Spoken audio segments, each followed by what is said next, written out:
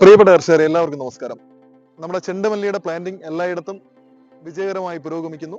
അവസാന ഘട്ടമായിട്ട് ചിലയിടങ്ങളിലൊക്കെ ഇപ്പോഴും നട്ടുകൊണ്ടുവരിക്കുന്നു. നമ്മൾ ചെണ്ടുമല്ലി തൈകൾ നട്ടൊന്ന് വേര് പിടിച്ച് കിട്ടുന്ന ആ സമയത്തും അതോടൊപ്പം തന്നെ പ്ലാന്റിംഗ് കഴിഞ്ഞ് തൊട്ടടുത്ത ദിവസങ്ങളിലൊക്കെ നമ്മൾ കൃഷിയിടങ്ങളിലേക്ക് പോകുമ്പോൾ നമ്മുടെ ചെണ്ടുമല്ലിയുടെ ഹെഡ് വെട്ടിയിട്ടിരിക്കുന്ന നമുക്ക് കാണാൻ കഴിയും. എന്ന് പറഞ്ഞാൽ അതിന്റെ കൊണ്ട വെട്ടിയിട്ടിരിക്കുന്ന നമുക്ക് പലപ്പോഴും നമ്മുടെ കൃഷിയിടങ്ങളിലൊക്കെ കാണാൻ കഴിയും. പല കർഷകരും ഞങ്ങളെ വിളിക്കാറുണ്ട്, എന്തുകൊണ്ടാണ് നമ്മൾ നട്ട ചെണ്ടുമല്ലികളെല്ലാം തലേ ദിവസം വൈകുന്നേരം നന്നായി കഴിക്കുകയും നേരം വെളുത്ത് നമ്മൾ കൃഷിയിടത്തിലേക്ക് വെള്ളം നനയ്ക്കാനായി വരുമ്പോൾ ചെണ്ടുമല്ലിയുടെ ഹെഡെല്ലാം വെട്ടിവിട്ടിരിക്കുന്നത് നമുക്ക് കാണാൻ കഴിയും. വെറും അതിന്റെ തണ്ട് മാത്രം ഇങ്ങനെ നിൽക്കുന്നത് കാണാനും കഴിയും. അപ്പോൾ ഇങ്ങനെയുള്ള പ്രശ്നങ്ങൾ നമ്മുടെ കൃഷിയിടങ്ങളിലെല്ലാം കാണാറുണ്ട്. ഒരുപാട് കർഷകർ നമ്മളെ വിളിച്ച് എന്താണ് പ്രശ്നമെന്ന് ചോദിക്കാറുണ്ട്.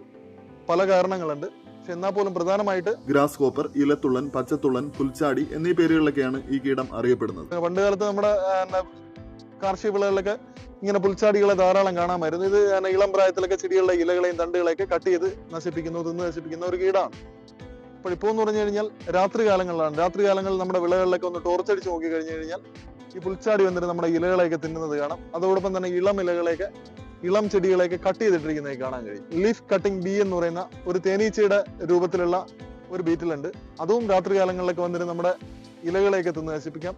അപ്പോൾ ഇങ്ങനെയുള്ള 2-3 കീടങ്ങളുടെ അറ്റാക്ക് കൊണ്ടാണ് നമ്മുടെ ഇളം പ്രായത്തിൽ ഈ ചെടികൾക്ക് ഇങ്ങനെയുള്ള ഡാമേജ് സംഭവിക്കുന്നത്.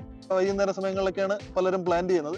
പ്ലാന്റ് ചെയ്തതിന് ശേഷം നമ്മൾ പിറ്റേന്ന് രാവിലെ നമ്മൾ കൃഷിയിടത്തിലേക്ക് വരുമ്പോൾ ഇതിന്റെ ഹെഡ് ഇവിടെ വെച്ച് കട്ട് ചെയ്തിട്ടിരിക്കുന്നതായിട്ട് നമുക്ക് കാണാൻ കഴിയും. അതൊരു വലിയ പ്രശ്നമാണ്. അപ്പോൾ നമ്മൾ ചിലപ്പോൾ നമ്മുടെ കൃഷിയിടത്തിലെ 80% ചെടികൾ ഇതുപോലെ കട്ട് ചെയ്ത് ഇടാനുള്ള സാധ്യതയുണ്ട്.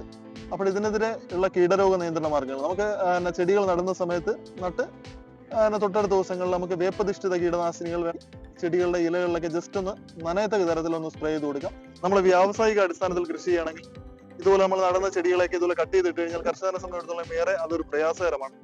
അവിടെ നമുക്ക് രാസകീടനാശിനികൾ ഉപയോഗിക്കേണ്ടതായി വരുന്നു. നമുക്ക് ഏറ്റവും നന്നായിട്ട് ഉപയോഗിക്കാൻ കഴിയുന്ന രാസകീടനാശിനിയാണ് ഹാംല എന്ന് പറയുന്നത്. സൈപ്പർമെത്തറിനും ക്ലോർപൈറിഫോസും അടങ്ങിയിട്ടുള്ള ഒരു കോമ്പിനേഷൻ കെമിക്കലാണ്. ഇത് വാങ്ങി 1.5 ml 1 ലിറ്റർ വെള്ളത്തിൽ ലയിപ്പിച്ച് ചെടികളുടെ ഇലകളിലൊക്കെ നന്നായിട്ട് കുളിപ്പിച്ച് സ്പ്രേ ആണെങ്കിൽ ഇതുപോലെയുള്ള ചെടികളുടെ ഇലകൾ കട്ട് ചെയ്തിടുന്ന കീടങ്ങളെയൊക്കെ നമ്മുടെ കൃഷിയിടത്തിൽ നിന്നും പൂർണ്ണമായി തുരത്താൻ കഴിയുന്നതാണ്.